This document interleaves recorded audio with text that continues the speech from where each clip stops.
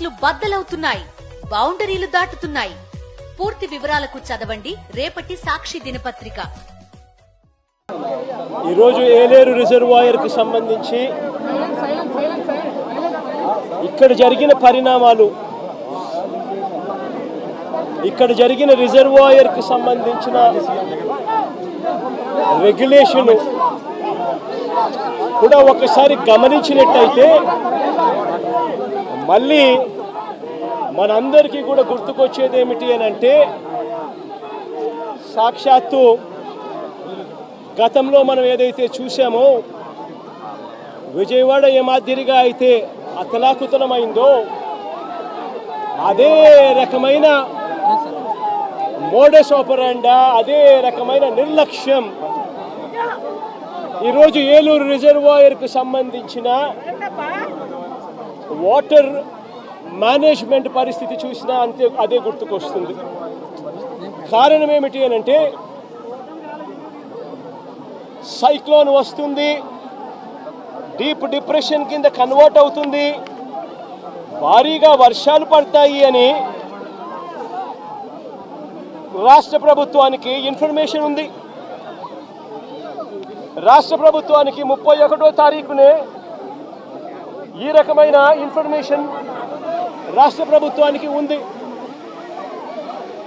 IMD వాళ్ళు రాష్ట్ర ప్రభుత్వానికి ఇన్ఫార్మ్ చేసినారు, అలర్ట్ చేసినారు. అలర్ట్ చేసేసరికి ఏ ప్రభుత్వమైనా కూడా ఏం చేయాలి, దానికి రివ్యూ తీసుకోవాలి,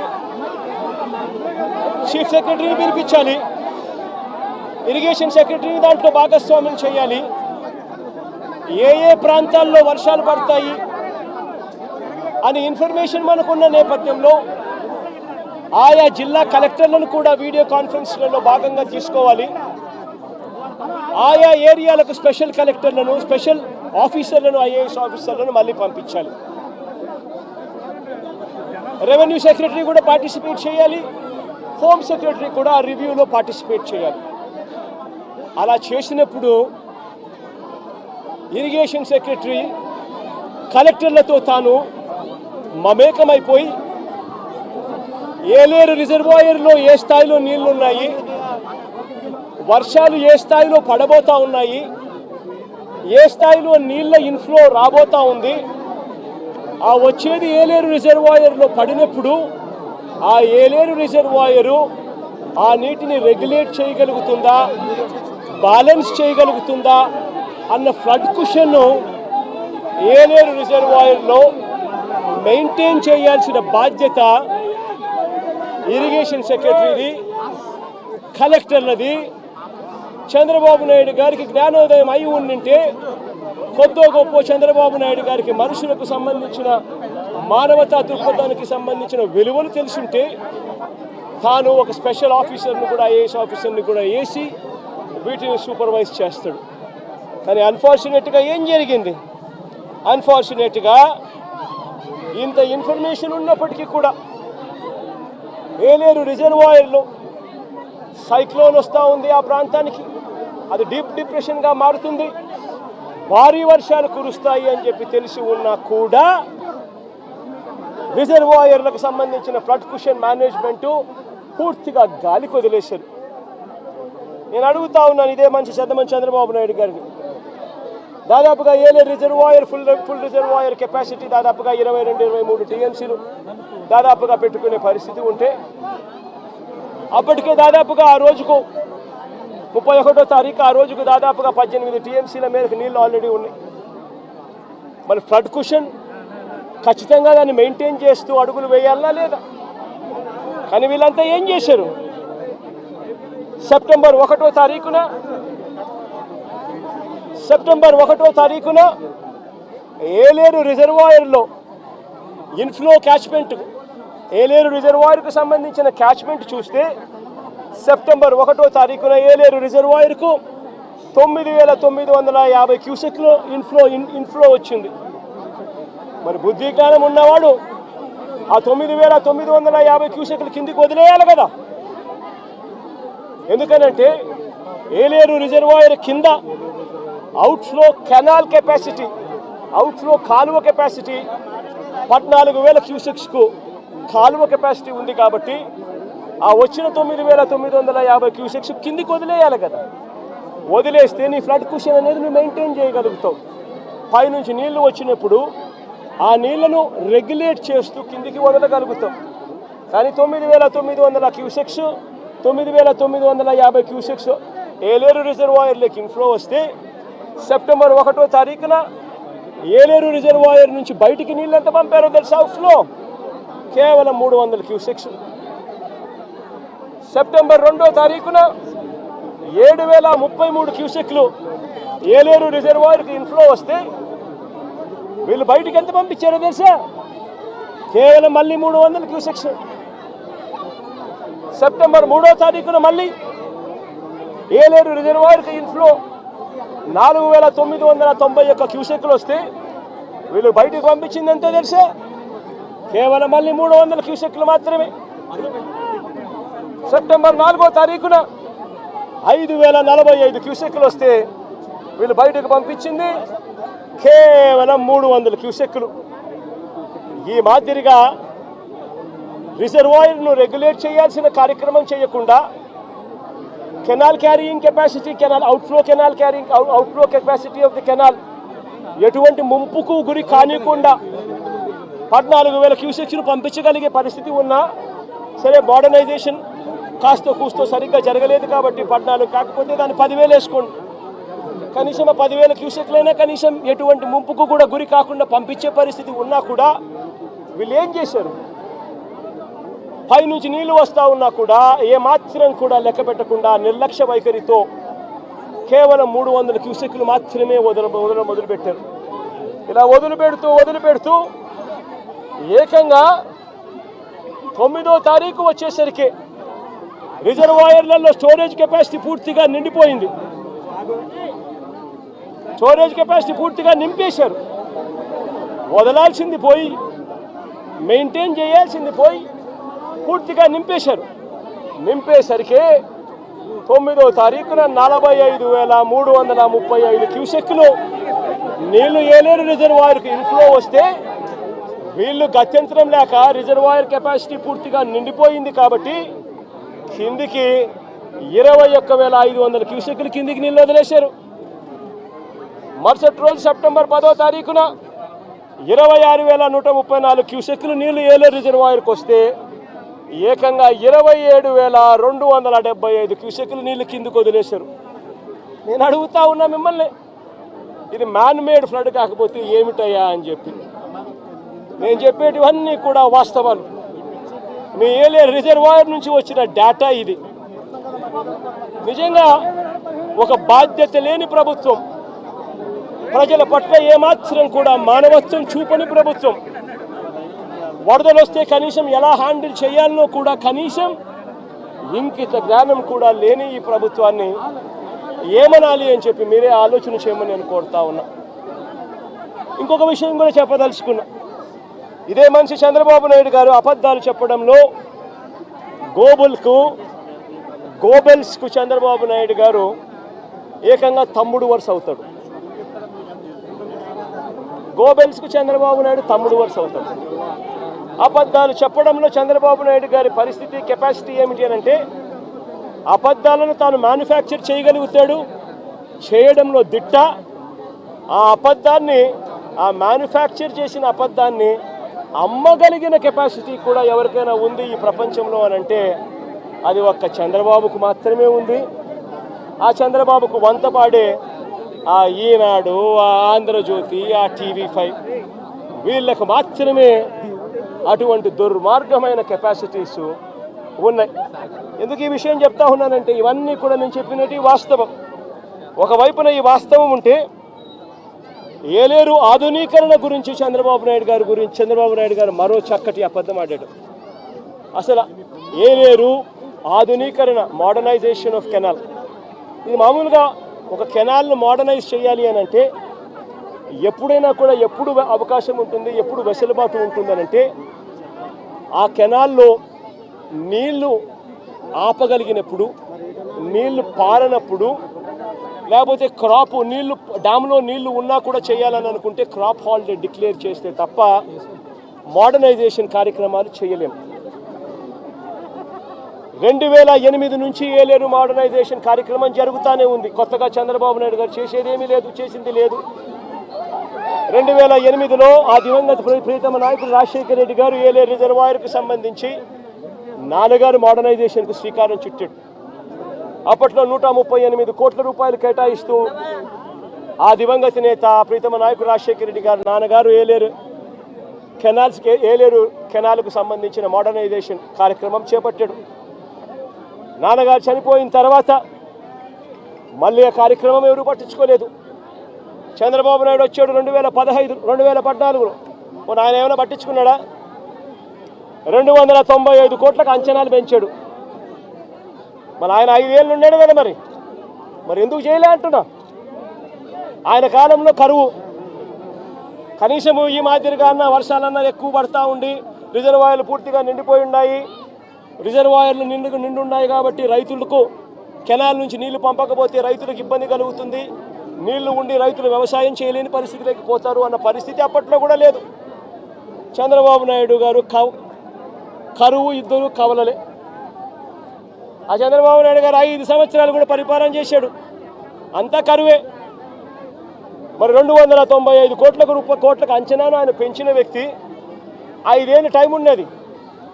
2015 ఏప్రిల్లో అంచనా వ్యయాన్ని 295 కోట్లకు కమిషన్ల కోసం పెంచాడు. మరి పెంచిన ఆ వ్యక్తి ఎందుకు చేయలేదని అడుగుతా ఉన్నా. 2008 నుంచి 2023 దాకా, అంటే మా ప్రభుత్వం దాకా కూడా, ఇంకా మా ప్రభుత్వంలో వైఎస్ఆర్సీపీ ప్రభుత్వంలో ఇంకా చేయలేకపోయే మోడర్నైజేషన్ అనుకున్నంత వేగంగా అనేదానికి కారణమన్నా ఉంది. కారణం ఏమిటంటే ప్రతి సంవత్సరము బ్రహ్మాండమైన వర్షాలు పడతా ఉన్నాయి, రిజర్వాయర్లు పూర్తిగా నిండున్నాయి. ఆ టైంలో క్రాప్ హాలిడే డిక్లేర్ చేసి రిజర్వాయర్ నిండుగా పెట్టి క్రాప్ హాలిడే డిక్లేర్ చేసి రైతులను ఇబ్బంది పాలు చేయడం ఇష్టం లేక కొద్దో గొప్ప మోడర్నైజేషన్ కార్యక్రమంలో మేము అనుకున్నంత వేగంగా చేయలేకపోయి ఉండొచ్చు. కానీ చంద్రబాబు నాయుడు గారి హయాంలో అంత కరువే ఉన్నప్పుడు ఆయన ఎందుకు చేయలేదని అడుగుతా ఉన్నా. ఆ 5 సంవత్సరాలు ఏమాత్రం చేశాడని అడుగుతా ఉన్నా. 2008 ఆ దివంగత నేత ప్రీతమ నాయకుడు రాజశేఖర రెడ్డి గారి హయాం నుంచి 2023-24 జగన్మోహన్ రెడ్డి గారి హయాం వరకు, జగన్ హయాం దాకా, మధ్యలో చంద్రబాబు హయాంతో కూడా కలుపుకుంటే కూడా ఇది కెనాల్ మోడర్నైజేషన్ కాబట్టి పంటలు అప్పుడప్పుడు ఆపుకుంటూ క్రాప్ హాలిడే డిక్లేర్ చేస్తూనే మోడర్నైజేషన్ చేయాల్సి వస్తుంది. ఒకవేళ రిజర్వాయర్లో నీళ్లు ఉన్న పరిస్థితి అయితే, ఇటువంటి పరిస్థితుల్లో ఈ మొత్తం సంవత్సరాలు కలిపి 2015 నుంచి 2023-24 దాకా చూసుకుంటే కూడా ఈ 9 ఏళ్ళు కలిపితే కూడా అందరి ప్రభుత్వాలలో కూడా ఖర్చు పెట్టింది ఎంత అనంటే కేవలం 95 కోట్ల రూపాయలు. మరి నేను అడుగుతా ఉన్నా, మరి ఇది ఏమాత్రం ఇంకిత జ్ఞానం ఉన్న ఈ చంద్రబాబు నాయుడు గారు ఈ మాదిరిగా అబద్ధాలు ఆడడం ధర్మమేనా అని అడుగుతా ఉన్నా. ఒకవైపున ఏలేరు రిజర్వాయర్కి సంబంధించి ఫ్లడ్ కుషన్ మేనేజ్మెంట్లో పూర్తిగా విఫలమై కావాలని ఒక మ్యాన్మేడ్ ఫ్లడ్ క్రియేట్ చేసి రైతులందరినీ కూడా ఇబ్బంది పాలు చేసి ప్రజలందరినీ ఒకవైపున ఇబ్బంది పాలు చేసి ఇంకా వేలెత్తి చూపిస్తాడు జగన్ మీద. నేను అడుగుతా ఉన్న, చంద్రబాబు నాయుడు గారు ప్రభుత్వం వచ్చి దాదాపు 4 నెలలు అయిపోయింది. ఇప్పటికైనా కూడా చంద్రబాబు నాయుడు గారి హయాంలో ఏదన్నా జరుగు, ఎక్కడన్నా జరుగు, ఏమన్నా జరుగు, దానికి కారణం జగన్ అంటాడు. ఎక్కడేమన్నా జరుగు, కారణం జగన్. విజయవాడలో వరదలు వచ్చినా జగన్, ఏలేరు రిజర్వాయర్ వచ్చినా జగన్, ఆంధ్ర రాష్ట్రంలో కోవిడ్ వచ్చినా జగన్. చంద్రబాబు నాయుడు గారి హయాంలో చంద్రబాబు నాయుడు గారు ఏమి చేయలేకపోయినా కారణం జగన్ జగన్ జగన్ జగన్ జగన్ జగన్. అయ్యా చంద్రబాబు, 4 నెలలు అయిపోయినాయా నీ ప్రభుత్వం వచ్చి? ఇంకా జగన్ జగన్ జగన్ జగన్ అని చెప్పి జగన్ నామం చేయడం కాదు నువ్వు చేయాల్సింది. రాష్ట్ర ప్రజలకు నిజాయితీతో పాలన చేయడం నేర్చుకొని అడుగుతా ఉన్నా. రాష్ట్ర ప్రజలకు న్యాయంగా ధర్మంగా ఇవ్వాల్సింది ఇచ్చే కార్యక్రమం మీద ధ్యాస పెట్టుకొని అడుగుతా ఉన్నా. ఇదే మనిషి పెద్ద మనిషి చంద్రబాబు నాయుడు గారి హయాన్ని ఒక్కసారి చెప్తా ఉన్నా. ఈరోజు నేను అడుగుతా ఉన్నా, రైతుల విషయానికి ఇదే రైతుల విషయానికి సంబంధించి నేను చెప్తా ఉన్నా. ఇదే పెద్ద మనిషి చంద్రబాబు నాయుడు గారి హయాంలో ఒక్కసారి పరిస్థితి ఎలా ఉంది అని గమనించమని అడుగుతా ఉన్నా. ఇంతవరకు ఈరోజు ఈ క్రాప్ కార్యక్రమం జరగడంలా ఆర్బీకే వ్యవస్థ పూర్తిగా నిర్వీర్యమైపోయింది. సచివాలయాలలో ఈరోజు పూర్తిగా నిర్వీర్యం చేసి సచివాలయాలను వదిలేశారు. వాలంటీర్ వ్యవస్థ కనుమరుగైపోయింది. రైతులకు ఇవ్వాల్సిన ఉచిత పంటల బీమా గాలికి వదిలేశాడు. రైతుల తరపున కట్టాల్సిన ఇన్సూరెన్స్ ప్రీమియం కట్టకుండా వదిలేశాడు. నేను అడుగుతా ఉన్నాను ఇదే పెద్ద మనిషి చంద్రబాబు నాయుడు గారిని, ఈ క్రాప్ ఏమైందయ్యా అని అడుగుతా ఉన్నాను. గ్రామ సచివాలయాల్లో పెట్టాల్సిన సోషల్ ఆడిట్లో పెట్టాల్సిన లిస్టులు ఏమైనాయా అని అడుగుతున్నాను. ఆర్బీకే వ్యవస్థ ఏమైందయ్యా అని అడుగుతా ఉన్నాను. ఇదే పెద్ద మనిషి చంద్రబాబు నాయుడు అడుగుతా ఉన్నాను. వ్యవసాయ సీజన్ మొదలయ్యేసరికి రైతు భరోసా ఇచ్చే కార్యక్రమం ఏమైందయ్యా అని అడుగుతా ఉన్నాను. వ్యవసాయ సీజన్ మొదలయ్యేసరికి రైతులకు ఇవ్వాల్సిన సున్నా వడ్డీ ఏమైందయ్యా చంద్రబాబు అని అడుగుతా ఉన్నాను. రైతులకు ఇవ్వాల్సిన పెట్టుబడి సహాయం గతంలో జగనే ఉంటే 13,500 ఖరీఫ్ సీజన్ మొదలయ్యే టయానికి రైతన్నల చేతిలో పడేది. ఈయన 20,000 ఇస్తానన్నాడు. 20,000 ఇస్తానన్న పెద్ద మనిషి ఆ 13,500 ఎగిరిపోయింది, 20,000 గాలికి ఎగిరిపోయింది. ఇదే పెద్ద మనిషి చంద్రబాబు నాయుడు గారు ఆర్బీకే వ్యవస్థ జగన్ ప్రభుత్వంలో, వైఎస్ఆర్ కాంగ్రెస్ పార్టీ ప్రభుత్వంలో ఆర్బీకేలు ఎఫెక్టివ్గా పనిచేస్తూ, జియో ట్యాగింగ్ చేస్తూ, ఈ క్రాప్ నమోదు చేస్తూ, పారదర్శకంగా ప్రతి రైతుకు కూడా ఇన్సూరెన్సు గవర్నమెంటే కట్టేది. రైతన్నకు ఏ పంట నష్టం జరిగినా, ఏ నష్టం జరిగినా కూడా ఈ క్రాప్ నమోదయ్యేది. ఆర్బీకేలు పనిచేసేటివి. వాలంటీర్ వ్యవస్థ, సచివాలయం వ్యవస్థ ముమ్మరంగా పనిచేసేటివి. ఇన్పుట్ సబ్సిడీ ఏ సీజన్ ముగిసేలోగానే ఇన్పుట్ సబ్సిడీ ఇచ్చే కార్యక్రమం జరిగేది. ఇన్సూరెన్స్ కూడా రైతన్న నిశ్చింతగా మళ్ళీ సీజన్ వచ్చేసరికి రైతన్న చేతిలో ఇన్సూరెన్స్ సొమ్ము కూడా పడేది. రైతన్నలకు ₹1 ఖర్చు కూడా లేకోకుండా ఇన్సూరెన్స్ ప్రీమియం రాష్ట్ర ప్రభుత్వమే కట్టేది. రైతన్న వ్యవసాయం మొదలు పెట్టేసరికి రైతన్న చేతిలో పెట్టుబడి కోసం రైతు భరోసా సొమ్ము ఉండేది. జగన్ ప్రభుత్వంలో, వైఎస్ఆర్ కాంగ్రెస్ పార్టీ ప్రభుత్వంలో ఆర్బీకేలు ఎఫెక్టివ్గా పనిచేస్తూ, జియో ట్యాగింగ్ చేస్తూ, ఈ క్రాప్ నమోదు చేస్తూ, పారదర్శకంగా ప్రతి రైతుకు కూడా ఇన్సూరెన్సు గవర్నమెంటే కట్టేది. రైతన్నకు ఏ పంట నష్టం జరిగినా, ఏ నష్టం జరిగినా కూడా ఈ క్రాప్ నమోదయ్యేది. ఆర్బీకేలు పనిచేసేటివి. వాలంటీర్ వ్యవస్థ, సచివాలయం వ్యవస్థ ముమ్మరంగా పనిచేసేటివి. ఇన్పుట్ సబ్సిడీ ఏ సీజన్ ముగిసేలోగానే ఇన్పుట్ సబ్సిడీ ఇచ్చే కార్యక్రమం జరిగేది. ఇన్సూరెన్స్ కూడా రైతన్న నిశ్చింతగా మళ్ళీ సీజన్ వచ్చేసరికి రైతన్న చేతిలో ఇన్సూరెన్స్ సొమ్ము కూడా పడేది. రైతన్నలకు ₹1 ఖర్చు కూడా లేకోకుండా ఇన్సూరెన్స్ ప్రీమియం రాష్ట్ర ప్రభుత్వమే కట్టేది. రైతన్న వ్యవసాయం మొదలు పెట్టేసరికి రైతన్న చేతిలో పెట్టుబడి కోసం రైతు భరోసా సొమ్ము ఉండేది. నేను అడుగుతా ఉన్నా, ఈరోజు దేశంలో ఎక్కడా లేని విధంగా వైఎస్ఆర్ కాంగ్రెస్ పార్టీ ప్రభుత్వంలో, జగనన్న ప్రభుత్వంలో ప్రతి రైతుకు కూడా ఇలాంటి నష్టం గతంలో జరిగి ఉంటే గతంలో రైతన్నకు ఎంత వచ్చేది అని చెప్పి ఒక్కసారి ఆలోచన చేయమని చెప్పి నేను కోరుతా ఉన్నా ప్రతి ఒక్కరిని కూడా. ఇదే జగన్ ప్రభుత్వంలో జరిగి ఉంటే రైతన్నకు ఏమేం మేలు జరిగి ఉండేటివే తెలుసా? ఈ పాటికే రైతన్నకు సీజన్ స్టార్ట్ అవుతూనే, ఖరీఫ్ సీజన్ స్టార్ట్ అవుతూనే రైతన్నకు రైతు భరోసా కింద, పెట్టుబడి సహాయం కింద రైతన్న చేతిలో ₹13,500 రైతన్నకు భరోసా ఇస్తూ నిలబడేది. సీజన్ ముగిసేలోగానే పెట్టుబడిగా సహాయం ఒకటే కాదు రైతన్నకు గతంలో చంద్రబాబు నాయుడు గారి హయాంలో విపత్తులు వస్తే హెక్టార్కు ₹15,000 మాత్రమే ఇస్తా ఉన్న పరిస్థితులు. అది కూడా తప్పుడు మాటలు మాట్లాడాడు, అబద్ధాలు మాట్లాడాడు. ఆయన హయాంలో ఎక్కువ ఇస్తా ఉన్నారంట, జగన్ వచ్చిన తర్వాత తగ్గించాడు. అది కూడా అబద్ధమే. ఆయన హయాంలో హెక్టార్కు 15,000 ఇస్తా ఉంటే జగన్ వచ్చిన తర్వాత, వైఎస్ఆర్సీపీ ప్రభుత్వం వచ్చిన తర్వాత దాన్ని 17,000 చేసింది హెక్టార్. అదే జగన్ ఉండింటే, ఇటువంటి విపత్తి వచ్చిందంటే ఒకవైపు రైతుకు పెట్టుబడి కోసం రైతు భరోసా కింద 13,500 సొమ్ము వచ్చేది.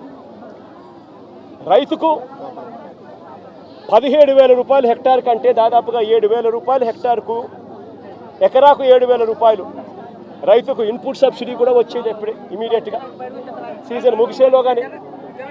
రైతన్నకు ఇదే ఈస్ట్ గోదావరి జిల్లాలోనే ఒక్కొక్క రైతన్నకు ఒక్కొక్క ఎకరాకు ఇన్సూరెన్స్ ప్రీమియం రాష్ట్ర ప్రభుత్వమే ఉచితంగా కట్టినందువలన ఒక్కొక్క రైతన్నకు 24,000 రూపాయల నుంచి 29,000 రూపాయలు, 24,000 రూపాయల నుంచి 29,000 రూపాయలు ఇన్సూరెన్స్ సొమ్ము రైతన్నకు పడేది. రైతన్న ఇదే సమయానికి వచ్చేసరికి రైతన్నకు 0 వడ్డీ కింద డబ్బులు కూడా రైతన్న ఖాతాలో జమ అయ్యేది. నేను అడుగుతా ఉన్నా, ఇటువంటి విపత్తే రైతన్నకు జగన్ హయాంలో వచ్చినుంటే, వైఎస్ఆర్సీపీ ప్రభుత్వ హయాంలో వచ్చినుంటే 13,500 రూపాయలు రైతన్నకు రైతు పెట్టుబడి సహాయం, 24,000 నుంచి 29,000 రూపాయలు రైతన్నకు ఇన్సూరెన్సు, 7,000 రూపాయలు రైతన్నకు ఇన్పుట్ సబ్సిడీ, 0 వడ్డీ కింద ప్రతి రైతన్నకు కనీసం 4,000 రూపాయలు 3,000-4,000 రూపాయలు కనీసం 0 వడ్డీ కింద డబ్బు వచ్చేది. అన్నీ లెక్కేసుకుంటే రైతన్నకు కనీసం అంటే 40 నుంచి 45,000 రూపాయలు రైతన్నకు ప్రతి ఎకరాకు వైఎస్ఆర్ కాంగ్రెస్ పార్టీ ప్రభుత్వమే ఉండింటే, జగనే ఉండింటే ప్రతి రైతన్నకు వచ్చేది. కానీ ఈ పెద్ద మనిషి ఏం చేస్తూ ఉన్నాడు? ఆలోచన చేయమని అడుగుతా ఉన్నా. జగన్ 7,000 ఇస్తా ఉన్నాడు, నేను 10,000 ఇస్తా ఉన్నాడు అని, నేను 10,000 ఇవ్వబోతున్నాను అని చెప్తా ఉన్నాడు. ఆయన 10,000 ఇవ్వబోతా ఉన్నాడు. ఎవరికి ఇస్తా ఉన్నాడు? కనీసం ఈ క్రాప్ చేశారా? సోషల్ ఆడిట్ పెట్టారా? మళ్ళీ తెలుగుదేశం పార్టీ కార్యకర్తలు, మళ్ళీ తెలుగుదేశం పార్టీ జన్మభూమి కమిటీలు వాళ్ళ చుట్టూ తిరగాలి. వాళ్ళు ఎవరు పేరు చెప్తే వాళ్ళకు మాత్రమే వస్తుంది. వాళ్ళ ఇష్టం వచ్చిన గ్రామాలు ఉంటాయి, వాళ్ళ ఇష్టం లేని గ్రామాలు ఉండవు. పారదర్శకత ఎక్కడా లేకుండా పోయింది. 10,000 ఇస్తానంటున్నాడే తప్ప రైతులకు రావాల్సిన ఇన్సూరెన్స్ గురించి మాట్లాడు. రైతులు నష్టపోతా ఉన్న 24,000 నుంచి 29,000 రూపాయలు ఎకరాకు రైతన్న నష్టపోతా ఉన్న ఇన్సూరెన్స్ గురించి మాట్లాడు. రైతన్నలకు ఇవ్వాల్సిన 0 వడ్డీ గురించి మాట్లాడు. రైతన్నకు రైతు భరోసా కింద నష్టపోయిన 13,500 రూపాయల గురించి మాట్లాడు. ఇవన్నీ రైతు నష్టపోయాడు అన్న సంగతి తెలిసి ఉన్నా కూడా ఈ పెద్ద మనిషి చంద్రబాబు నాయుడు మాట్లాడు. అదే అప్పట్లో వైఎస్ఆర్ కాంగ్రెస్ పార్టీ ప్రభుత్వం ఉన్నప్పుడు, జగన్ ప్రభుత్వం ఉన్నప్పుడు, చంద్రబాబు నాయుడు గారి ప్రభుత్వానికి మధ్య తేడా ఒకసారి చూస్తే 2014 నుంచి 19 మధ్య అంటే చంద్రబాబు హయాంలో ఎంత ఇన్సూరెన్స్ ఇచ్చారు అని అంటే 30,85,000 మంది రైతన్నలకు మాత్రం 3,411 కోట్ల రూపాయలు మాత్రమే ఇచ్చాడు. అది కూడా రైతన్నలు వాళ్ళ ఇన్సూరెన్స్ ప్రీమియం వాళ్ళు కడితే. ఈయన చేసేదేంది, ఇచ్చేదేంది? రైతన్నలు ఇన్సూరెన్స్ ప్రీమియం వాళ్ళు కట్టుకుంటే వాళ్ళకి ఇన్సూరెన్స్ సొమ్ము 3,411 వచ్చింది. 3,411 కోట్లు వచ్చింది. అది 30,85,000 మంది రైతులకు మాత్రమే. అది కూడా ఇన్సూరెన్స్ ప్రీమియం కట్టగలిగిన కెపాసిటీ ఉన్న రైతులకు మాత్రమే. అదే జగన్ హయాంలో ఏకంగా 54,55,000 మంది రైతన్నలకు ఇన్సూరెన్స్ సొమ్ము వచ్చిందంటే తెలుసా? 7,802 కోట్ల రూపాయలు. ఒక్క రూపాయి కూడా రైతన్న ఇన్సూరెన్స్ ప్రీమియం కట్టాల్సిన అవసరం లేకుండా జరిగింది. అప్పట్లో చంద్రబాబు పెట్టిన 715 కోట్ల రూపాయలు బకాయిలతో కూడా కలుపుకొని రైతుల తరపున ఇన్సూరెన్స్ ప్రీమియంను కూడా వైఎస్ఆర్సీపీ ప్రభుత్వమే కూడా కట్టింది. జగన్ ప్రభుత్వానికి చంద్రబాబు ప్రభుత్వానికి మధ్య మానవతా దృక్పథంలో ఎంత తేడా ఉందో ఒకసారి గమనించమని అడుగుతా ఉన్నా. మొన్న 2023-24 సంబంధించిన ఖరీఫ్లో వచ్చిన కరువు, ఈ కరువుకు సంబంధించి మళ్ళీ ఖరీఫ్ వచ్చేసరికి అంటే 2024 జూన్ జూలైలో రైతన్న చేతిలో ఇన్సూరెన్స్ డబ్బులు పడాలి అని అంటే ఇన్సూరెన్స్ ప్రీమియం డబ్బులు మే జూన్లో ఇన్సూరెన్స్ ప్రీమియం డబ్బులు కట్టాలి. 1,278 కోట్ల రూపాయలు చంద్రబాబు నాయుడు గారు ముఖ్యమంత్రిగా ఉన్నాడు. రైతుల తరపున జూన్లో కట్టాల్సిన 1,278 కోట్ల రూపాయల ప్రీమియం తాను కట్టకపోవడం వల్ల 2023-24 సంబంధించిన ఖరీఫ్కు సంబంధించిన రైతులకు రావాల్సిన ఇన్సూరెన్స్ సొమ్మును కూడా చంద్రబాబు నాయుడు రాకుండా అడ్డుకుంటా ఉన్నాడు. నేను చెప్పే ప్రతి మాట వాస్తవం. ఊరికే జగన్ మాట్లాడుతూ ఉన్నాడు కదా అని చెప్పి జగన్ మీద ఊరి అరచడం కన్నా, జగన్ మీద ఊరికి కోపం చూపించడం కన్నా, జగన్ చెప్పే ప్రతి మాట వాస్తవం కావునా కాదా అన్నది గుండెల మీద చేతులు వేసుకొని ఆలోచన చేయమని కోరుతా ఉన్నా. ప్రతి మాట వాస్తవం చెప్తా ఉన్నప్పుడు నువ్వు చేయాల్సిన పని ఏముంది? ప్రజలకు క్షమాపణ చెప్పాలి, చేసిన తప్పు ఇది అని చెప్పి ఒప్పుకోవాలి, ఒప్పుకొని ప్రజలకు మేలు చేసేదానికి అడుగులు ముందుకు వేయాలి. కానీ ఇవాళ అలాంటి ఆలోచనలు కానీ అలాంటి మంచి కానీ ఈరోజు ఎక్కడా కూడా జరగడం లేదు. ఒక్క రైతు భరోసా కింద సొమ్ము కింద మాత్రమే జగనన్న ప్రభుత్వంలో, వైఎస్ఆర్సీపీ ప్రభుత్వంలో 13,500 రూపాయలు చొప్పున ప్రతి రైతన్నకు ఇచ్చిన సొమ్మే 53,58,000 మంది రైతన్నలకు అక్షరాల 34,288 కోట్ల రూపాయలు ఒక్క రైతు భరోసా సొమ్మే. ఈ పెద్ద మంచి చంద్రబాబు నాయుడు ఏమన్నాడు? ఎన్నికలప్పుడు ఏమన్నాడు? తాను తన ఎమ్మెల్యేలు డోర్ టు డోర్ క్యాంపెయిన్ చేసేటప్పుడు ఏమన్నాడు? ఇంట్లోకి పోతే రైతన్న కండువా వేసుకొని ఇంట్లో నుంచి బయటకు వస్తూ ఉంటే ఏమన్నాడు? చంద్రన్న వస్తాడు 20,000 ఇస్తాడు. జగన్ అయితే 13,500 కదా, 20,000 ఇస్తాడు. అదే చిన్న చిన్న పిల్లలు కనబడితే ఏమనేవాడు? అదే ఇంట్లో చిన్న చిన్న పిల్లలు కనబడితే ఏమనేవాడు? నీకు 15,000. చిట్టి తల్లి ఇట్రామ్మా, ఇట్రా తల్లి, ఇటు దగ్గరకు వచ్చి ఇటు ఇటు ఇటు ఇటు ఇటు నీకు 15,000. ఇదిగో నీ తమ్ముడికి నీకు 15,000. అదిగో నీ తమ్ముడికి ఇంకొక తమ్ముడి దగ్గరకు వచ్చినా నీకు కూడా 15,000. నీకు ఇంకో పాప నీకు కూడా 15,000. సంతోషమా అని చంద్రబాబు అనేవాడు. అదే జగన్ అయితే అమ్మఒడి కింద కేవలం అమ్మ ఖాతాలో 15,000 మాత్రమే వేస్తాడు. అదే చంద్రబాబు అయితే సూపర్ 6లో చెప్పాడు నీకు 15,000, నీకు 15,000, నీకు 15,000, నీకు 15,000 అని చెప్పాడు. అని పిల్లలను మోసం చేశాడు, అక్క చెల్లెమ్మలను మోసం చేశాడు. ఆ ఇంట్లో నుంచి వాళ్ళ అమ్మ బయటకు వస్తే వాళ్ళ అమ్మ, వాళ్ళ చిన్నమ్మ, ఇటువంటి వాళ్ళు ఎవరైనా బయటకు వస్తే, నీ పేరేం పేరు తల్లి? నందిని లాంటి తల్లి బయటకు వస్తే ఇంట్లో నుంచి ఆ తల్లిని చూపించి ప్రతి మహిళకు 18 సంవత్సరాలు నిండిన ప్రతి మహిళకు మా చంద్రన్న సూపర్ 6లో చెప్పాడు ప్రతి మహిళకు నెలకు 1,500 రూపాయలు చొప్పున సంవత్సరానికి 18,000. నీకు 18,000 చెల్లెమ్మ, నీకు 18,000, నీకు 18,000 అని ఆ ఇంట్లో నుంచి వచ్చిన ప్రతి ఒక్కరూ ఆ అమ్మకు, ఆ చిన్నమ్మకు, ఆ పెద్దమ్మకు అందరికీ నీకు 18,000, నీకు 18,000, నీకు 18,000 చెప్పాడు. అందరితో ఆగిపోయాడా? ఆ ఇంట్లో నుంచి 50 ఏళ్ళ పై చిలుకు గల మహిళ ఎవరైనా బయటకు వస్తే, మా అమ్మ జమ్మ వయసులో ఉన్న ఎవరైనా బయటకు వస్తే, మా అమ్మ లాంటి అమ్మ బయటకు వస్తే వీళ్ళకేమనేవాడు? జగన్ అయితే నీకు 18,000 ఇస్తాడు, మా చంద్రన్న అయితే నీకు 48,000 ఇస్తాడు అని చెప్పి అమ్మను మోసం చేశాడు. ఇంట్లో నుంచి 20 ఏళ్ళ పిల్లోడు బయటకు వస్తే ఏమనేవాడు? నీ పేరేం పేరమ్మా? ప్రకాష్. ఇట్లా ఇంట్లో నుంచి బయటకు వస్తే ఏమనేవాడు? ప్రకాష్ నీకు నెలకు 3,000, నీకు సంవత్సరానికి 36,000 నిరుద్యోగ భృతి నీకు ఇస్తాను. నేను అడుగుతా ఉన్నానయ్యా, ఎన్నికలు అయిపోయి 4 నెలలు అయిపోయింది. ప్రజలందరూ ఎదురు చూస్తూ ఉన్నారు. పిల్లలు బడులకు కూడా పోవడం మొదలుపెట్టాడు. బడులకు పోతా ఉన్నారు పిల్లలు.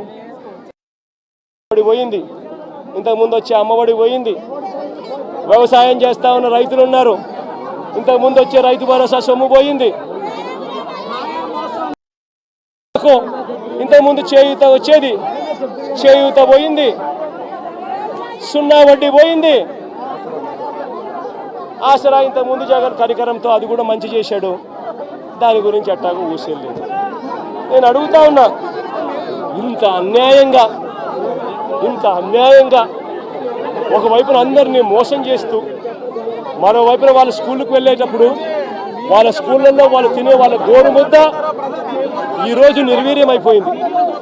ఈరోజు గోరుముద్ద కోసం మంచి తిండి లేక పిల్లలు ఈరోజు హాస్పిటలైజ్ అవుతున్నారు, స్ట్రైకులు చేస్తూ ఉన్నారు. గోరుముద్ద ఈ పిల్లలది గాలికి ఎగిరిపోయింది. ఈ పిల్లలకు సంబంధించిన నాడు నేడు ఆగిపోయింది. ఈ పిల్లలకు ఇంగ్లీష్ మీడియం చెప్పే టోఫుల్ క్లాసులు 3వ తరగతి నుంచి చెప్పే టోఫుల్ క్లాసులు ఆపేశారు. ఈ పిల్లలకు తల్లులకు ఇవ్వాల్సిన అమ్మఒడి పూర్తిగా ఎగిరిపోయింది.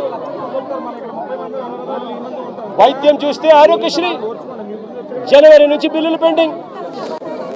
మామూలుగా జనవరి బిల్లులు ఫిబ్రవరిలో ప్రాసెస్ చేసి మార్చిలో కల్లా బిల్లులు ఇస్తారు. మార్చిలో ఎన్నికల కోడ్ వచ్చేసింది, అంతే. జనవరి నుంచి ఇప్పటిదాకా 2000 కోట్ల పైచిలకు ఆరోగ్యశ్రీ బిల్లులు పెండింగ్. ఆరోగ్య ఆసరా ఊసే లేదు. 104, 108కి సంబంధించిన జీతాలు చంద్రబాబు ముఖ్యమంత్రి అయిన తర్వాత వాళ్ళకి జీతాలు రాలా. నీ పేరేం పేరు? సుధీర్ లాంటి ఎవరైనా పిల్లోడు, ఇంజనీరింగ్ చదువుతా ఉన్న పిల్లోడు ఎవరైనా, డిగ్రీ చదువుతా ఉన్న పిల్లోడు ఎవరైనా కనిపిస్తే ఆ పిల్లాడికి జగన్ ప్రభుత్వంలో విద్యా దీవెన కింద ప్రతి 3 నెలలకు ఒకసారి 3 నెలలు అయిపోయిన వెంటనే సుధీర్కు వాళ్ళ తల్లి ఖాతాల్లోనూ, సుధీర్ బ్యాంక్ అకౌంట్ ఖాతాల్లోనూ, జాయింట్ అకౌంట్లో వెంటనే విద్యా దీవెన కింద ఫీజులకు సంబంధించిన సొమ్ము పడిపోయేది. ఈరోజు ఏమైతా ఉంది?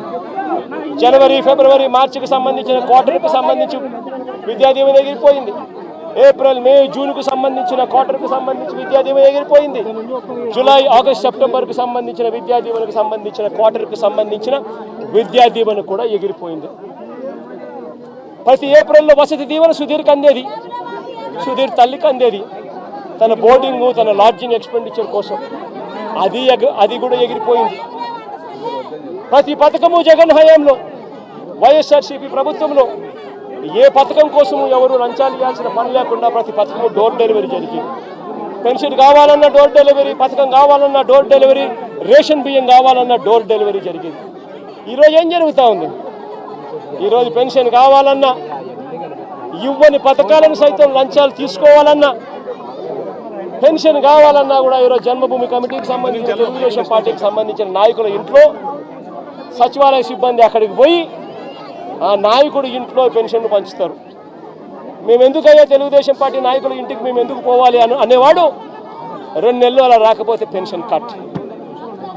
జరుగుతూ ఉందా లేదా? నేను అడుగుతా ఉన్నా. ప్రతి విషయంలోనూ అబద్ధం. గవర్నెన్స్ పూర్తిగా గాలికి ఎగిరిపోయింది. ఈరోజు తెలుగుదేశం పార్టీకి సంబంధించిన వ్యక్తులు ఏం చేసినా కూడా పోలీసులు అడిగే పరిస్థితిలో లేరు. ఎవరైనా పోలీస్ స్టేషన్కి వెళ్ళి కేసు పెడితే చాలు, రివర్స్ కేసు పెట్టిన వ్యక్తి మీద రివర్స్ కేసులు పెట్టే పరిస్థితి ఈరోజు.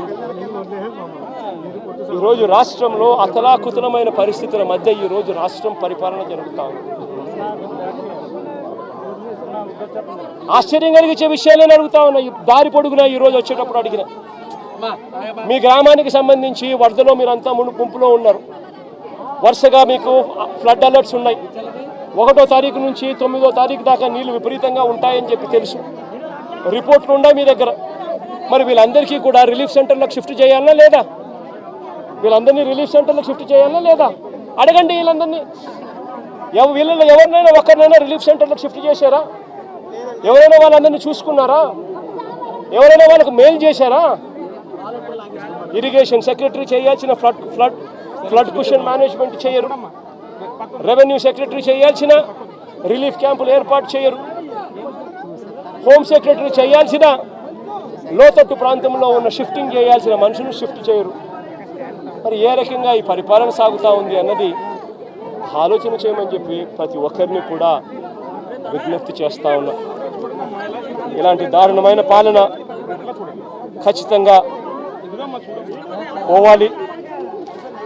ప్రజలందరికీ కూడా ఈ 4 నెలల్లోనే అర్థమవుతా ఉంది. చంద్రబాబు నాయుడు గారు లాంటి అన్యాయస్తుడు తాను చేసిన మోసాలు, తాను చెప్పిన అబద్ధాలు మోసాల కింద మారుతూ ఉన్నాయి. మోసాల నుంచి ప్రజల్లో కోపం పుడుతూ ఉంది. ఆ ప్రజల కోపం పెంచుకొని ప్రజలు రోడ్ల మీదకి వచ్చి చంద్రబాబు ప్రభుత్వానికి వ్యతిరేకంగా తిరగబడే రోజు కూడా దగ్గరలో ఉంది.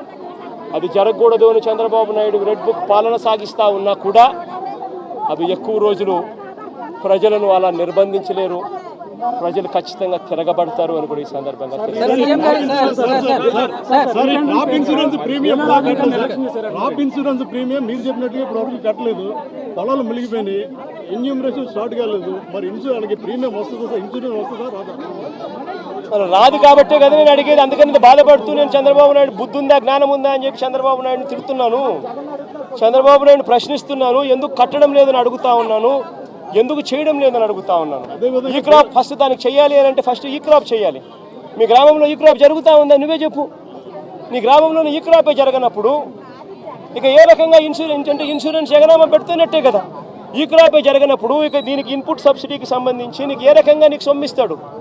తెలుగుదేశం పార్టీకి సంబంధించిన వాడు ఎవడైతే రాసుకుంటాడో, నీ పేరేం పేరు? సాంబా అంటే వైసీపీనో లేకపోతే న్యూట్రల్లో అయితే రాదు. ఒక నిమిషం, ప్రకాష్ ఏమన్నా తెలుగుదేశం అని అనుకో, ప్రకాష్ టిక్. ఈ క్రాప్ లేదు, పారదర్శకత లేదు, ఇన్సూరెన్స్ ఎట్టాగు లేదు, ఇన్పుట్ సబ్సిడీ కూడా ఇప్పటి వరకు వీళ్ళకి కావాల్సిన ప్రకారం వీళ్ళకి కావాల్సినోనికి నచ్చినోనికి ఇస్తారు, నచ్చినోనికి జిల్లా స్థాయి అధికారులు కలెక్టర్ కానీ రెవెన్యూ అధికారులు కానీ వచ్చి పంట నష్టం వేసిన దాఖలాలు లేవు. ఒక పిఠాపురం కాకినాడ నియోజకవర్గం కాదు, జిల్లానే కాదు, అటు కోనసీమలో కూడా దాదాపు 3వ సారి వరదైనా సరే ఎక్కడ కూడా పట్టించుకోవట్లేదు అనేది ప్రజలు చెప్తున్నారు. అదే కదా చెప్తా ఉన్నా. బాని పేరేం పేరు? సత్య. అదే సత్య నేను చెప్తా ఉన్నాను. ప్రభుత్వం స్పందించడం లేదనే కదా నేను చెప్పేది. ప్రభుత్వం అంతా ఫోటోలకు పరిమితం అవుతా ఉంది. చంద్రబాబు నాయుడు అనే వ్యక్తి టోటల్గా డ్రామా ఆర్టిస్ట్ అయిపోయినాడు. మామూలుగా పవన్ కళ్యాణ్ సినిమా స్టార్, కానీ ఇక్కడ కాదు. పాపం ఆయన కొత్తగా వచ్చాడు, పాపం ఆయనకి ఏం తెలిసినట్టు లేదు. కానీ చంద్రబాబు నాయుడు పవన్ కళ్యాణ్ మించిపోయినాడు. ఆయన సినిమా ఆర్టిస్ట్ అయితే ఈయన డ్రామా ఆర్టిస్ట్. గత ప్రభుత్వ నిర్లక్ష్యం వల్ల ఏలేరు ఆధునీకరణ చేశారు. రీటెండరింగ్ పేరుతో నిధులు ప్రకటించినప్పటికీ ఎక్కడ కూడా నిధులు ఇవ్వలేదని ఆరోపిస్తున్నారు. పేరేం పేరు అన్న? అదే ప్రకాష్ నేను చెప్పేది. కనీసం మా హయాంలో 2000 వాళ్ళు Chandrababu Naidu already revise estimate చేసినాడు స్వామి 295 కోట్ల రూపాయలకు. అది ఉంది, జరుగుతూ ఉంది. మే హయాంలో దాన్ని వేగం ఎందుకు పెంచలేకపోయాము అని అంటే నిండుగా రిజర్వాయర్లు ఉన్నాయి.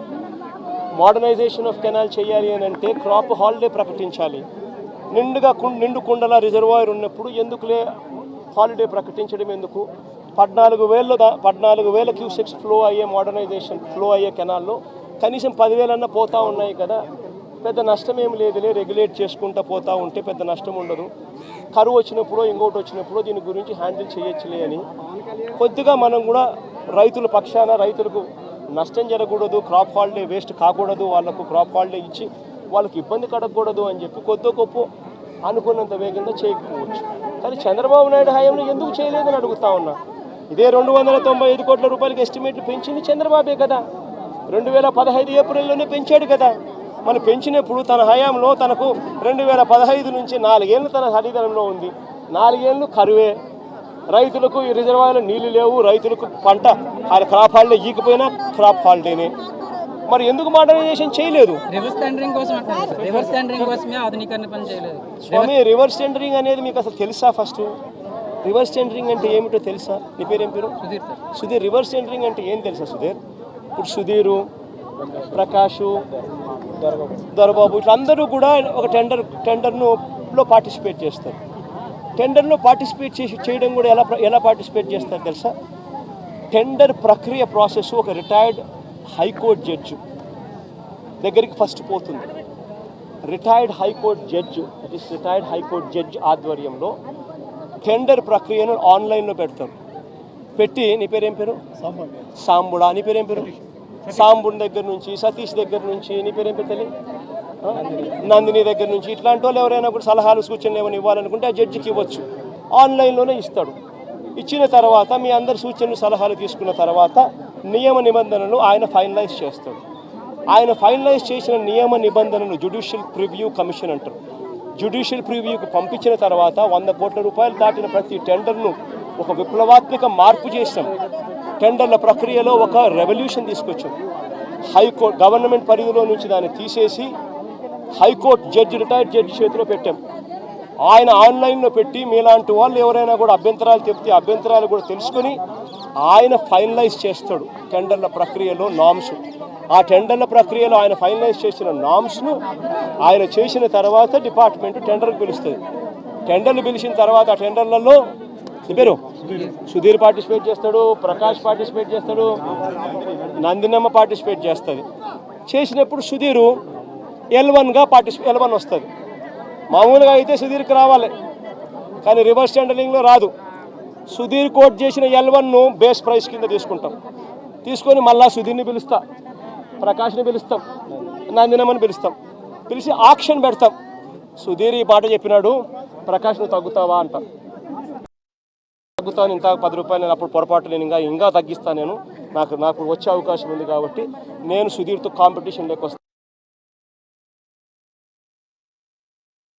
మళ్ళీ ఆక్షన్లో నువ్వు చెప్పొచ్చు, నందినమ్మ నేనేం తక్కువ తిన్నా, నేను 85 చెప్తానని చెప్పి నందినమ్మ చెప్పొచ్చు. అప్పుడు నందినమ్మకు వస్తుంది tender. This is reverse tendering. ఈ రివర్స్ టెండరింగ్ అనేది ఒక రెవల్యూషన్. ఈ రివర్స్ టెండరింగ్ అనేది టెండర్లలో ఒక ఫిక్స్ చేసి, బిడ్స్ అన్ని ఫిక్స్ చేసి, క్వాలిఫికేషన్స్ అన్ని ఫిక్స్ చేసి, ఎవరిని పార్టిసిపేట్ చేయకోకుండా వాళ్ళందరినీ కట్టడి చేసి ప్రక్రియను పూర్తిగా ఆపేసే కార్యక్రమం రివర్స్ టెండరింగ్. సార్ ప్రధానంగా